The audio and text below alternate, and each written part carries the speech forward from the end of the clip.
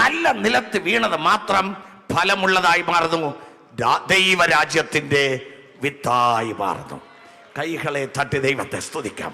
നമ്മിലേക്ക് വീഴുമ്പോൾ ഈ വചനം രണ്ട് കൈയും നീട്ടി ഏറ്റെടുത്ത് അതിനനുസരിച്ച് ജീവിക്കുവാൻ സമർപ്പണമുള്ള ഒരു ഹൃദയം, അത് പ്രകാരം ജീവിക്കുവാൻ സമർപ്പിക്കപ്പെട്ട ഒരു ഹൃദയം നമുക്കുണ്ടെങ്കിൽ മാത്രമേ അത് 100 മേനിയായി, 60 മേനിയായി, 30 മേനിയായി. എന്ന് പറഞ്ഞാൽ അർത്ഥം എന്താണ്? മുകളിൽ നിന്ന് താഴോട്ട് വരുന്നെന്നല്ല എൻ്റെ അർത്ഥം. ചിലത് 100 മേനി വിളയും, ചിലത് 60 മേനി വിളയും, ചിലത് 30 മേനി വിളയും. എന്താണ്? Praise the Lord. കുറഞ്ഞ പക്ഷം ജസ്റ്റ് പാസ് 30 മേനിയെങ്കിലും വേണം. ആമേൻ. അപ്പോൾ അങ്ങനെ വിളയുമ്പോൾ ഇതിപ്പോൾ രാജ്യത്തിന്റെ പുത്രന്മാരായി മാറുന്നു.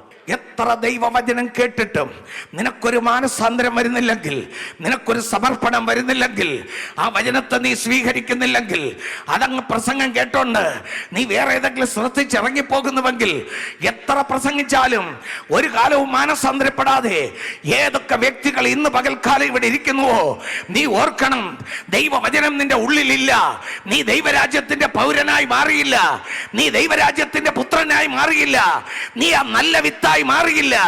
ആ നല്ല വിത്ത് പോലെ നീ വളർന്നു വന്നാൽ മാത്രമേ ഒരു ദിവസം നിന്നെ കൊയ്തെടുത്ത് കർത്താവിന്റെ സന്നിധിയിലേക്ക് കൊണ്ടുപോകൂ.